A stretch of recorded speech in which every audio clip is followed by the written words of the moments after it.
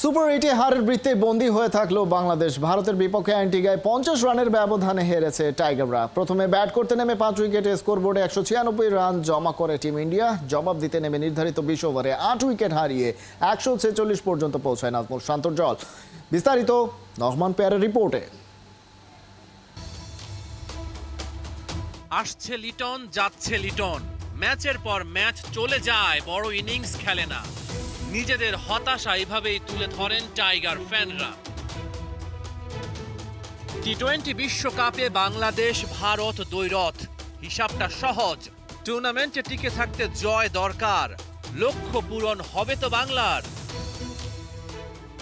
Semifinal স্বপ্ন টিকিয়ে রাখার আশা, অস্ট্রেলিয়ার কাছে হেরে চাপে টাইগাররা।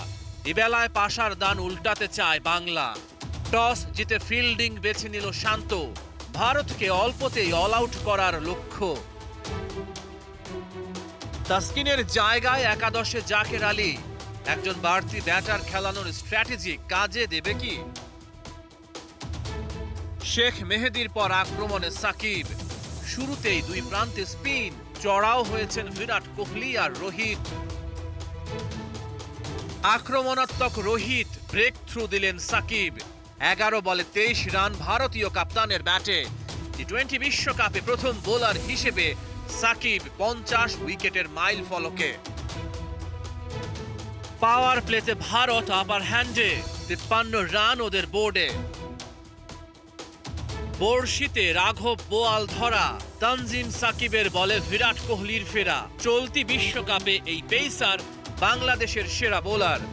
একই ওভারে ওর জোড়া শিকার। কোহলির পর ডাগআউটে সূর্যা কুমার। তানজিম সাকিবের দুরন্ত বোলিংয়ে ম্যাচে ফেরে বাংলা, মোমেন্টাম হারায় ইন্ডিয়া। ঝড় তুলছিলেন ঋষভ পান্ত, 24 বলে 36 রান। গুরুত্বপূর্ণ উইকেটটা শিকার করেন ঋষাদ। টার্ন করে একটু ভেতরে ঢোকা বল মিস করে বোল্ড দুবে, 34 রান ওর ব্যাটে। মাত্র 27 বলে হার্দিক পান্ডিয়ার 50, 196 রান ভারতের বোর্ডে। টস জিতে বাংলাদেশের ফিল্ডিং নেয়ার সিদ্ধান্তে অবাক হয়েছিলেন মাইকেল ভন। দিনের ম্যাচেও আগে টাইগারদের ব্যাট না নেয়াটা বিস্মিত করেছে সাবেক ইংলিশ অধিনায়ককে। দিনের পর দিন খারাপ খেলেও লিটন টিকে যাবেন।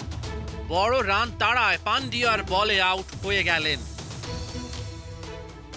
পরপর 2 ম্যাচে 0 রানে আউট হওয়ার পর ভারতের বিপক্ষে রানের খাতা খুলতে পারলেন তানজিদ হাসান। কিন্তু বড় লক্ষ্যে ওর ব্যাটে 31 বলে মাত্র 29 রান। তাওহিদ হৃদয়ের স্লগ সুইপের চেষ্টা, 4 রান করেই তার ফেরা। ছক্কা মেরে পরের বলেই সাকিব আল হাসানের অক্কা। দারুণ চাপে টাইগাররা। শেষ দিকে বোলিংয়ে ফিরেই নাজমুল হোসেন শান্তকে ফেরালেন জাসপ্রীত বুমরা। ম্যাচের পুরো নিয়ন্ত্রণ নেয় ইন্ডিয়া।